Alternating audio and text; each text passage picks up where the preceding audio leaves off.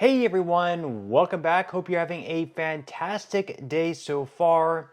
So this month in January, if you received Social Security benefits, you would have already received your 2.5% cost of living adjustment that was announced by the Social Security Administration back in October of last year. Also, in a few months from now, around 3 million beneficiaries of Social Security are also going to be receiving a large increase of anywhere between $300 to $700 per month if you were previously impacted by the windfall elimination revision or the government pension offset. But on top of that, over the next 4 years under President Donald Trump, is there a chance we see even larger increases for Social Security? In today's video, we are going to be covering that. But before we go ahead and dive into it for today, if you would like to receive up to $200 in free stock or $200 in free cash, in a pinned comment below, I will be leaving a link to Robinhood. All you have to do is once you click on that link is just sign up for a free account and then simply link your bank account. You do not even have to make an opening deposit. At that point in time, Robinhood will be sending you one free stock worth all the way up to $200. And if you'd rather just have the cash, all you have to do is once you receive the free stock, is just sell it for what it's worth and then transfer the cash value right back to your bank account. Okay, so once again, this month, if you receive Social Security benefits, you would have already received your check, whether you receive retirement benefits, whether you receive disability benefits, or whether you receive SSI benefits. Now, if you receive SSI, you would have actually received your check back on December 31st. And then, interestingly enough, you also receive a check on January 31st. That's going to be your February check, coming a little bit earlier just because February 1st falls on a weekend. So instead, you're going to be receiving your check on the Friday before. Then on top of that, of course, we also had the Social Security Fairness Act pass and be signed into law earlier on this year under President Joe Biden. What that's going to mean is rather large increases, anywhere between $300 to $700 per month for those previously impacted by the WEP or the GPO. Now, that increase may not come until later on this summer, but don't worry, because all the months that you're missing out on, you're going to receive a retroactive payment dating all the way back until January of last year in 2024. So any payments each and every month, whatever your increase is going to be, if it's going to be $500, you're going to be receiving a retroactive lump sum payment of $500 per month starting back in January of 2024 and going forward all the way until 2025 until you finally receive your increased check included in your monthly payment. Now, on top of that, is there a chance for even larger increases over the next few years under President Donald Trump? We are going to be examining this article here by Newsweek, where they ask what changes could happen under Trump. So first off, Trump's main policy agenda is nixing federal taxes levied on Social Security incomes. He said, quote, "Seniors should not pay tax on Social Security," is what he wrote on July 31st of last year on Truth Social. So some 40% of benefit recipients currently pay federal income taxes on retirement, spousal, and disability benefits, not including SSI income, which is untaxed. Under current IRS rules, beneficiaries who have an income between $25,000 and $34,000 per year are subject to taxes on up to 50% of their Social Security income. Earning more than this could mean as much as 85% of benefits provided by the Social Security Administration could be taxed. The Tax Foundation estimates that eliminating these taxes could increase after-tax income by as much as 1.1% for retirees earning above the tax thresholds, with an average increase of 0.6%. However, retirees with lower incomes who are already exempt from benefit taxes are unlikely to experience significant changes. So basically, if he's able to get this passed through Congress and signed into law, nothing that he can sign with that through executive order that wouldn't eventually be overturned by the Supreme Court. It would have to first be passed through Congress if they can eliminate taxes at the federal level on Social Security benefits. And right now, right around 40 to 50% of beneficiaries of Social Security are paying some tax at the federal level on their Social Security benefits. If they can remove that tax, what that's going to mean for half of beneficiaries is they're going to be able to keep more money in their pocket. Less money is going to be leaving their pocket taxed to the federal government, which in fact would result in an increase. Now, they also ask here, what Social Security changes were enacted under Biden?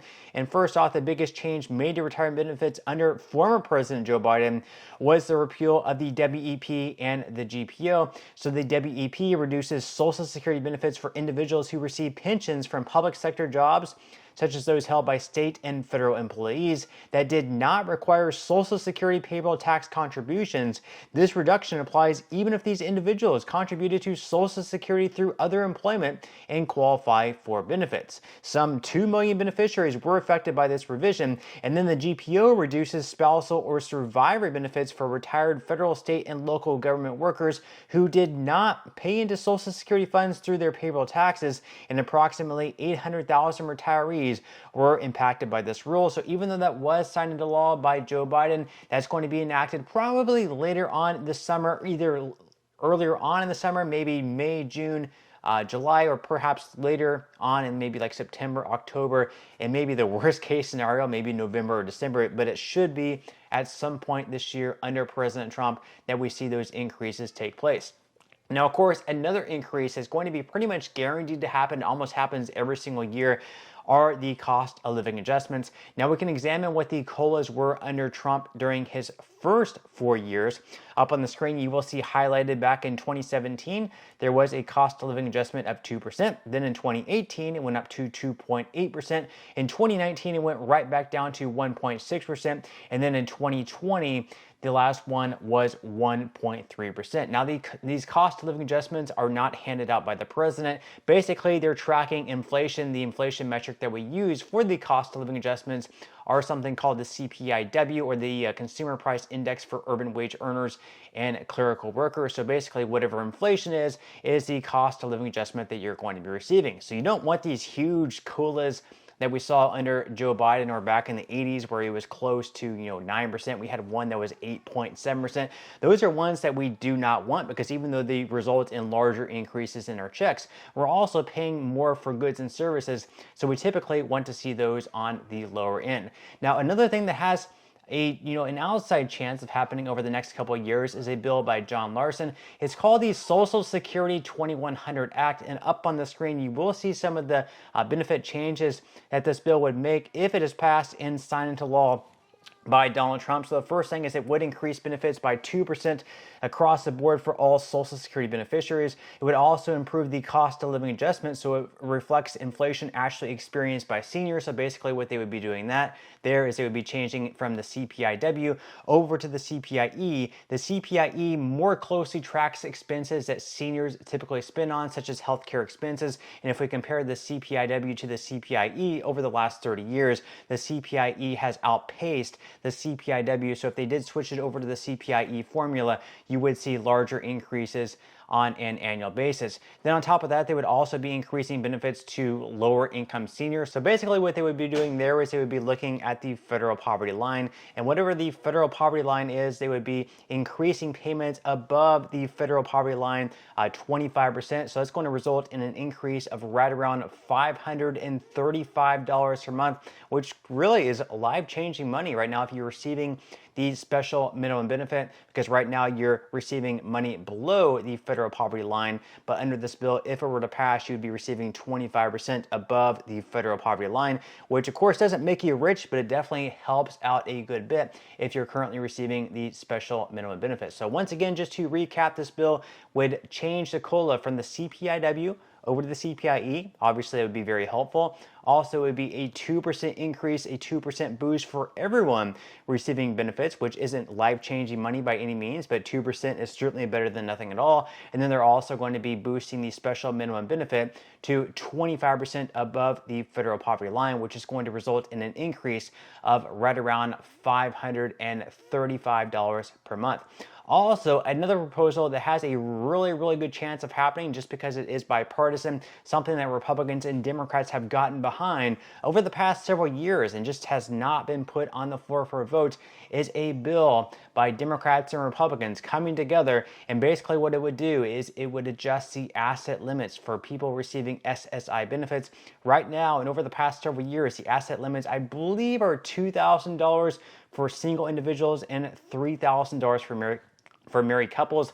I don't know why it's not $4,000 for married couples since it's 2 instead of 1. It's only 50% above what it is, so it kind of disincentivizes getting married in a way. But basically, they would be changing that to $10,000 for single individuals and $20,000 for married couples.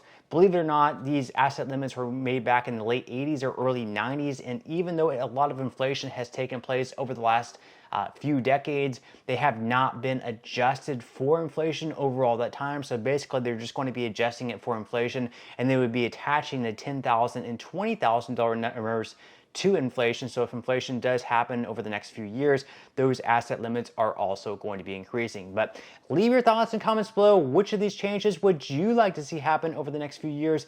Definitely would love to hear your opinion, but that's all we have for today's video, and I will see you in the next one.